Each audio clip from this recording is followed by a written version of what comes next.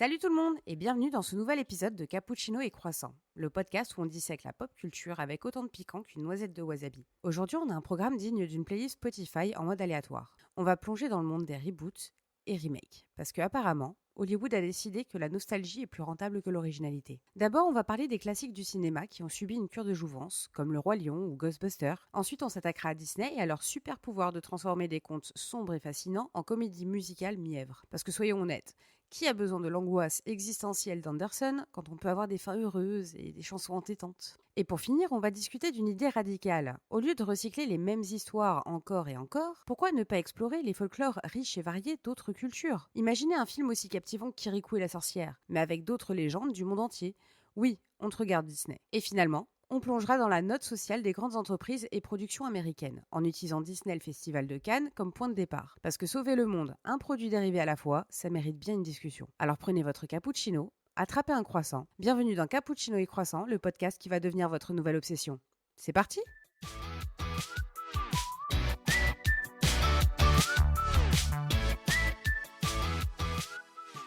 Bon, plongeons directement dans le vif du sujet. Vous avez remarqué qu'à chaque fois que vous allumez Netflix, c'est comme si vous étiez pris dans une boucle temporelle. Sauf qu'au lieu de revivre des moments sympas de votre enfance, vous obtenez des versions remasterisées qui ressemblent plus à des covers de Wonderwall qu'à l'original. Commençons par les bases. Les reboots et les remakes, c'est quoi? En gros, c'est Hollywood qui se dit « Et si on refaisait ce film culte, mais avec plus d'effets spéciaux et moins de substance ?» Le Roi Lion. On a remplacé l'animation 2D pleine de charme par du CGI hyper réaliste. Oui, c'était beau, mais c'était un peu comme voir votre jouet préféré se transformer en figurine de collection. Impressionnant, mais sans âme. Et ce n'est pas juste Disney. Ghostbusters, ils ont essayé de capturer la magie de l'original avec une nouvelle équipe. C'était fun, mais on sait tous que ça sentait un petit peu la tentative désespérée de cash grab. Et puis il y a Jurassic World. L'idée de base est sympa.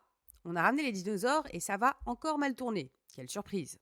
C'est comme si on disait qu'on ramenait les années 90 mais avec un peu plus de Chris Pratt. Par contre, me lancez pas sur le sujet de Mulan. Au lieu de Mouchou, on a eu un phénix métaphorique. Non merci, je préfère encore Eddie Murphy qui fait des blagues douteuses. Mais pourquoi cette obsession pour les reboots et les remakes? Est-ce que c'est parce que les studios sont en panne d'idées originales? Ou bien parce que la nostalgie est le meilleur moyen de vendre des billets? Un peu des deux probablement. C'est comme si Hollywood avait décidé que la meilleure façon de progresser, c'était de regarder en arrière. D'un côté, il y a des avantages. Les jeunes générations découvrent des histoires incroyables qu'ils auraient peut-être manquées. De l'autre, on a des œuvres originales qui se perdent dans le flot des ressuscités.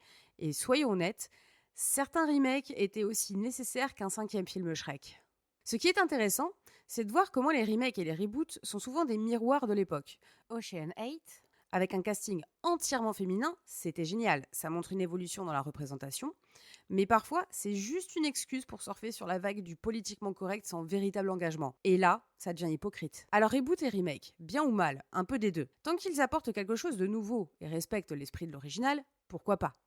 Mais si c'est juste pour jouer sur la nostalgie et vider nos portefeuilles, peut-être qu'il est temps qu'Hollywood se rappelle que l'innovation vient du risque et non pas du recyclage.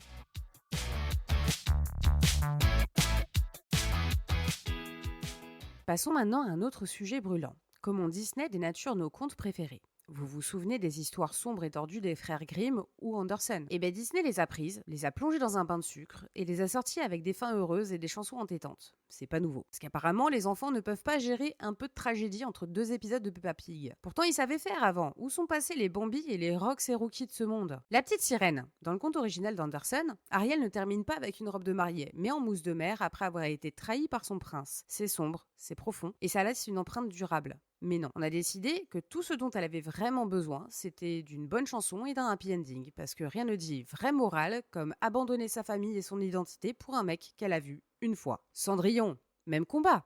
Dans la version des frères Grimm, les méchantes belles-sœurs se mutilent les pieds pour essayer de rentrer dans la pantoufle de verre. Et à la fin, elles se font picorer les yeux par des oiseaux. Disney a préféré une approche plus douce, faire de Cendrillon une icône de la patience passive, parce qu'apparemment, endurer stoïquement la maltraitance est la clé pour obtenir ce que vous voulez dans la vie. Belle leçon, n'est-ce pas? Mais ce n'est pas seulement la douceur des histoires qui pose problème, c'est aussi le fait que Disney choisit toujours les mêmes contes à adapter, souvent issus de folklore européen. Pourquoi ne pas s'inspirer des mythes et légendes d'autres cultures? Prenez Kirikou, un film qui explore les contes africains avec une profondeur et une authenticité incroyables. Imaginez un monde où Disney utilise sa plateforme pour raconter des histoires du folklore asiatique, sud-américain, océanien. Et maintenant, parlons de la dernière controverse, Blanche-Neige. Dans le remake live-action, Blanche-Neige ne ressemble plus à l'original. Les 7 nains ne sont plus des nains, parce qu'apparemment les nains traditionnels sont trop problématiques. C'est un peu comme si on décidait que Batman n'aura plus de Batmobile parce que les voitures polluent.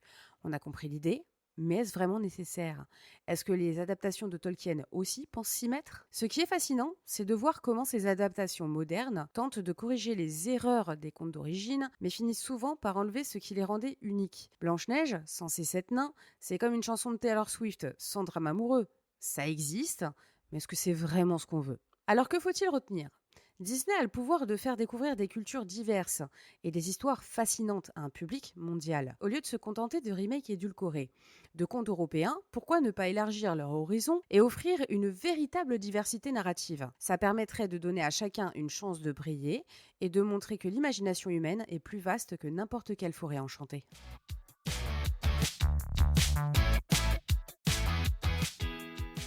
Et maintenant, pour notre troisième acte, pourquoi Hollywood ne puise-t-il pas davantage dans le folklore des autres cultures? Imaginez un peu, au lieu de remake à la chaîne, des histoires fraîches et variées venues des 4 coins du monde.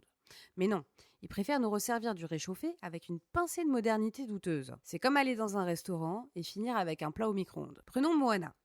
C'est l'une des rares tentatives réussies de Disney pour explorer une culture différente de la sempiternelle Europe médiévale. Inspiré par les légendes polynésiennes, le film nous a offert une aventure épique avec des personnages complexes et une bande-son qui déchire.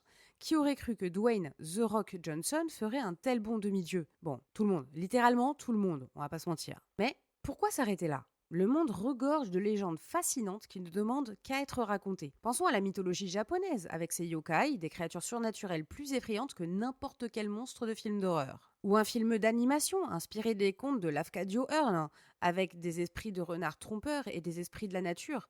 Ça changerait des princesses et des fins heureuses prévisibles. Il y a aussi le folklore amérindien, avec des histoires puissantes et souvent méconnues, comme par exemple l'histoire du corbeau, un personnage rusé et souvent espiègle qui vole la lumière pour la donner à l'humanité. Voilà une légende qui pourrait rivaliser avec n'importe quel super-héros, plutôt que de recycler Spider-Man pour la 20e fois. Pourquoi ne pas explorer ces récits pleins de sagesse et d'enseignements? Et bien sûr, comment ne pas mentionner les contes africains en dehors de Kirikou? Par exemple, Anansi le conteur, une araignée malicieuse et intelligente qui résout les problèmes avec ruse et humour. Ça ferait un excellent film d'animation avec un message fort sur l'intelligence et la résilience. Mais bon, peut-être que les dirigeants de Disney sont un petit peu trop occupés à peaufiner la énième suite de La Reine des Neiges. En fin de compte, puiser dans le folklore mondial ne serait pas seulement un geste de diversité, mais une véritable richesse pour la créativité. Les studios gagneraient à explorer ces trésors narratifs au lieu de recycler ad nauseam les mêmes vieilles histoires. Et qui sait, ça pourrait même éduquer les jeunes spectateurs sur la diversité culturelle d'une manière divertissante et engageante. Apprendre en s'amusant. Quelle idée révolutionnaire! Alors la prochaine fois que vous vous retrouvez devant un remake de votre film d'enfance préféré, pensez à toutes ces histoires non racontées qui pourraient enrichir notre imaginaire collectif. Peut-être qu'un jour, on entendra notre appel. D'ici là, nous avons nos podcasts et nos livres pour explorer ces mondes fascinants.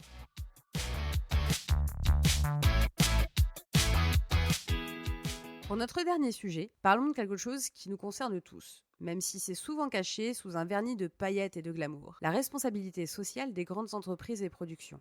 Oui, je parle de vous, Disney et compagnie. On va décortiquer comment ces géants de l'industrie se positionnent socialement et ce que ça signifie vraiment. Spoiler, c'est souvent moins noble que ça en a l'air. On va commencer par Disney. Ils se présentent comme des champions de la diversité et de l'inclusion, avec des films qui mettent en avant des personnages de toute origine et identité. C'est bien beau, mais il ne faut pas oublier que derrière cette façade, il y a des décisions économiques, stratégiques. L'inclusion, c'est aussi un bon business. Black Panther et Kanto, ce sont pas seulement des films, ce sont des produits qui visent des marchés spécifiques et profitables. Et puis il y a le Festival de Cannes, où les stars défilent sur le tapis rouge en Prada, en Versace, et où les discours en faveur de l'environnement et des droits de l'homme se multiplient. Mais combien de ces belles paroles se traduisent réellement en actions concrètes? Cette année, on a eu un festival supposément plus vert, avec des initiatives écologiques. C'est cool. Mais quand on voit les jets privés, les yachts, on se dit que l'hypocrisie flotte aussi bien que le champagne. Le problème, c'est que ces entreprises utilisent souvent leur engagement social comme un outil de marketing. Vous avez déjà entendu parler du greenwashing. C'est quand une entreprise prétend être écologique alors que ses pratiques réelles sont loin de l'être. C'est le même concept qui s'applique à la social responsibility washing. En gros, ils affichent des valeurs progressistes pour améliorer leur image tout en continuant des pratiques discutables en coulisses. Le tout pour gagner de nouveaux investisseurs, bien plus que pour plaire à leur public. Netflix, qui se targue de de produire des séries avec une grande diversité de casting et des thèmes sociaux importants. Mais de l'autre côté, ils sont accusés de contribuer à la gentrification dans des films comme Albuquerque où ils ont installé leur studio. C'est un peu comme dire que vous êtes végétarien tout en possédant un ranch de bétail. Il y a un mot pour ça, l'ironie. Ce que je veux dire, c'est que nous devons être des consommateurs conscients. Applaudir les gestes progressistes, oui, mais aussi questionner la sincérité de ces entreprises. Il ne suffit pas de voir une entreprise mettre un drapeau arc-en-ciel sur son logo en juin pour la considérer comme un bastion des droits LGBTQIA+. Nous devons demander des actions concrètes et durables, et pas seulement des coups de pub bien calculés. Alors quelle est la solution ?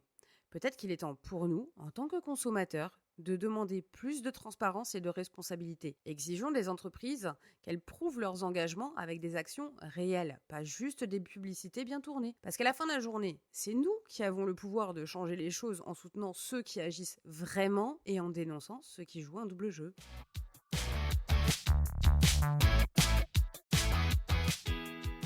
On arrive déjà à la fin de cet épisode.